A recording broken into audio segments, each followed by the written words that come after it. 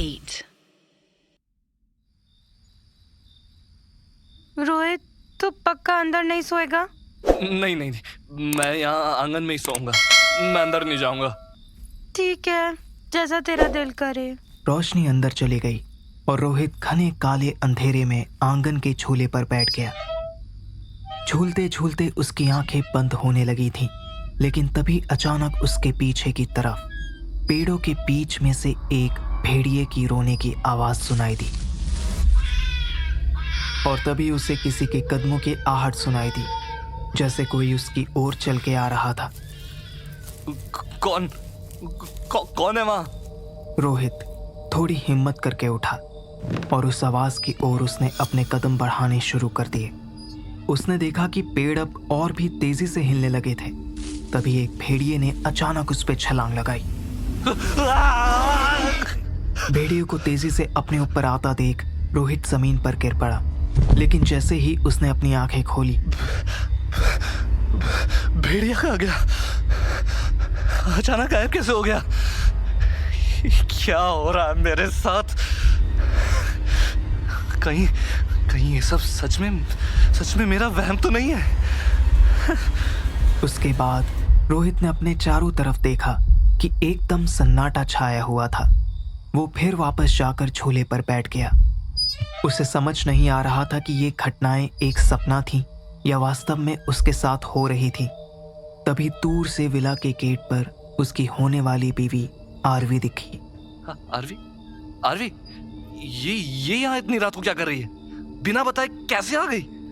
रोहित भागते हुए गेट के पास पहुंचा। क्या हुआ आरवी, तुम यहाँ? इस वक्त सब ठीक तो है ना? आरवी उसके सामने एकदम चुपचाप खड़ी थी, जैसे रोहित से गुस्सा हो। क्या हुआ? बोलती क्यों नहीं? किसी के साथ आई हो? किसी ने कुछ कहा? अच्छा चलो, मेरे साथ चलो, आगे बैठो, यहाँ खड़े रहना ठीक नहीं है। चलो जल्दी चलो। रोहित आरवी को आंगन में लेकर आया और दोनों झूले पर बैठ गए। झूलते हुए रोहित की नजर आरवी के पैरों पर पड़ी। उसने देखा कि आरवी के पैर पीछे की तरफ मुड़े हुए थे और फिर उसने तुरंत आरवी के चेहरे को देखा। कौन हो तुम? ये तुम्हारे चेहरे को क्या हो रहा है? आरवी का पूरा चेहरा काला पड़ चुका था। उस काले चेहरे पर कई तरह के लाल लाल खरोंचने के निशान थे, जो अंधेरे में रोशनी की तरह चमक रहे थे। उसके आंखों से बड़े बड़े खून के आंसू बह रहे थे। मैंने कहा था ना तुझे, यहाँ से चला जा। आखिरी बार समझा रही हूँ, भाग जा यहाँ से। इतना सुनते ही रोहित बेहोश होकर नीचे गिर गया। अगले दिन सुबह जब रोशनी आंगन में आई, हाँ, रोहित को जमीन पर बेहोश पड़ा हुआ देखकर रोशनी डरते हुए उसके पास भागी और उसे उठाने की कोशिश करने लगी। पापा जल्दी से पानी लेकर आओ। रोहित उठो, क्या हुआ? रोशनी के पापा दौड़ते हुए अंदर से पानी लेकर आए। रोशनी ने उनसे गिलास लिया और थोड़ा सा पानी हाथ में लेकर रोहित के मुंह पर छिड़का। पानी लगते ही रोहित अचानक उठ बैठा और डरते हुए रोशनी के हाथों को जोर से पकड़ लिया। रोहित, तू इतना डरा हुआ क्यों है? क्या हुआ? तू बेहोश कैसे हुआ? यहाँ से चलते हैं रोशनी, अब मैं यहाँ नहीं रुकूंगा। यहाँ से चलो रोशनी। क्यों? क्या हुआ? कुछ बोल तो। रात को मेरे साथ एक बहुत ही खतरनाक हादसा हुआ। हम चलते हैं यहाँ से। हम घर पर ही शादी की तैयारी करेंगे, सारी तैयारी कर लेंगे। तुम चलो प्लीज रोशनी। रोहित के हाथ गर्म थे और वो इतनी बुरी तरह कांप रहा था कि रोशनी को लगा उसकी तबीयत बहुत ज्यादा खराब होने की वजह से उसने कोई बुरा सपना देखा है। तू बहुत बीमार है रोहित, जाकर अपने कमरे में थोड़ा आराम कर ले और देख जरा अपने आप को। सारी रात यहाँ आंगन में बिता के कितना गंदा हो गया है। मिट्टी लगी हुई है सब जगह। गर्म पानी से नहा भी लेना। रोहित को उसके कमरे में भेजने के बाद रोशनी आंगन में थोड़ा टहलने लगी। कुछ देर टहलने के बाद वो अपने कमरे में गई और सीधे नहाने चली गई। नहाकर जब वो आईने के सामने अपने बाल सुखाने आई उसे वहां अपनी शक्ल की जगह एक डरावनी शक्ल की झलक दिखाई दी। वो घबरा गई, लेकिन तभी वो शक्ल गायब हो गई। लगता है मुझ पे भी रोहित की बातों का असर हो रहा है। फिर वो जब वापस आईने के सामने अपना मेकअप करने के लिए आई, तभी उसे फिर से वही झलक दिखाई दी। हाँ, मुझे लग रहा है मेरी भी तबीयत खराब हो रही है। ऐसा करती हूँ, नीचे जाकर सबके साथ बैठती हूँ। जैसे ही रोशनी ने अपने कमरे से बाहर निकलने के लिए कदम बढ़ाए, उसे महसूस हुआ कि किसी ने उसके कंधे पर हाथ रखा है। रोशनी डर कर पीछे मुड़ी, लेकिन उसे वहां कोई नहीं दिखा। फिर जैसे ही वो दरवाजे की तरफ बढ़ी, उसे वही शक्ल उसके चेहरे के ठीक सामने दिखाई दी। ये वही शक्ल थी जिससे डर कर रोहित बेहोश हो गया था। मम्मी, पापा, भागो, ये विला भूतिया है। रोशनी तेजी से नीचे भागते हुए पहुंची। हम लोग यहाँ से चले जाते हैं, जल्दी। क्या हुआ रोशनी? तेरे साथ भी कुछ हुआ क्या? सुबह जैसा तूने बताया था, मेरे साथ भी वैसा ही कुछ हादसा हुआ। लेकिन रोहित को छोड़कर रोशनी की बातों पर किसी को यकीन नहीं हुआ और सबको यही लगा कि दोनों मिलकर सबके साथ मस्ती कर रहे थे। उसके बाद जब रोहित अपने कमरे में नहाने के लिए गया, उसने देखा कि शावर से बहते हुए पानी का रंग लाल हो रहा है। खून, खून! रोहित उसी हालत में बाथरूम से बाहर आ गया और जब उसने आईने में खुद को देखा तो उसे कुछ भी लाल नजर नहीं आया। मैं अब एक पल भी यहाँ पे नहीं रुकूंगा। ये विला भूतिया है। मैं नहीं रुकूंगा यहाँ पे। मैं जा रहा हूँ। रोहित और रोशनी के साथ हुए हादसों के बारे में सुनने के बाद परिवार ने फैसला लिया कि वो रात से पहले ही विला से चले जाएंगे।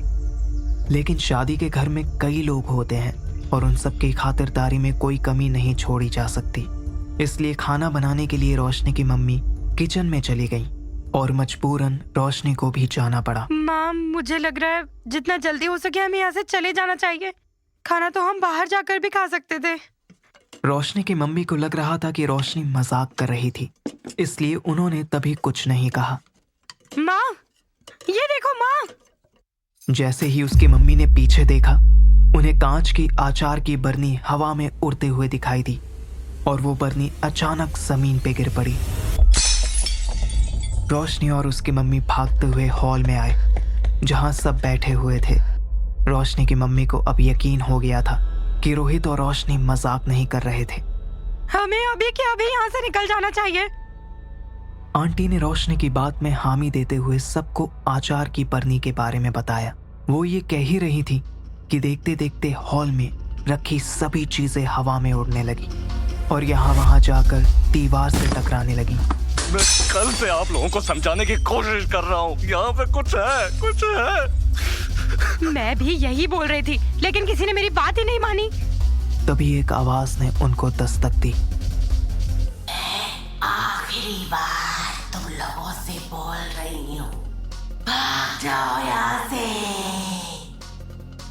भाग जाओ, वरना तुम लोग जिंदगी भर के लिए यही बंद हो जाओगे। उस आवाज को सुनते ही जिसे अपना जो भी सामान मिला सब अपने साथ लेकर वहां से भाग गए और उसके बाद ही रोशनी ने पापा को कॉल किया। अब विला फिर से खाली हो चुका था और पापा को फिर से काम भी मिलने लगा था, तो पापा ने फैसला किया कि हम सब फिर से विला में रहने जाएंगे।